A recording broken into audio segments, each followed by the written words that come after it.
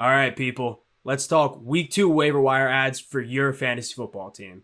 Now, this first one's pretty easy. It's mainly for shallower leagues, but if for some reason Darrell Henderson didn't get drafted in your league, go pick him up right now. He's the clear lead back in the Rams offense, and that's going to be fantasy points for you if you go get him. Now, the second player is kind of a similar thing.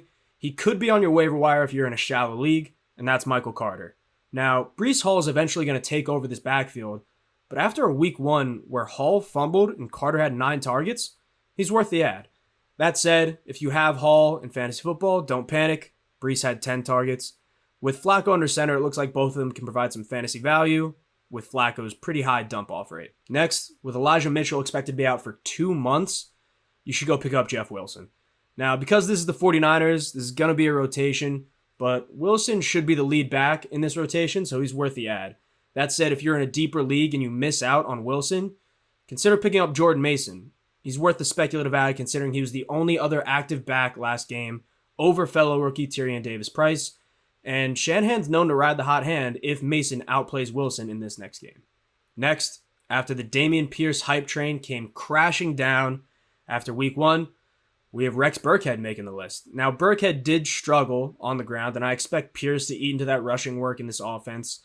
But here's the issue. This offense probably isn't going to run the ball a lot. Yes, they played well against the Colts and they got a tie, but this team is going to be down early and often, and Burkhead is the passing down running back. He was on the field for 71% of the snaps, had 19 touches, and he also ended 2021 with games of 29.9, 12.9, and 9.6 fantasy points in the last 3 weeks. And that's pretty much with the same exact offense that's currently around him. Now, a 32-year-old bald running back named Rex isn't going to win you your league, but he's a great ad for teams that need running back depth and a decent starter right now. Lastly, we have Jaylen Warren. Now, as of right now, Najee's injury isn't considered that serious, but he is getting further testing done, and Warren was the only back to see snaps after Najee left. So he's the next man up for the Steelers if Najee is ruled out. And while the Steelers' offense looked atrocious in week 1, any lead back is worth an ad in fantasy.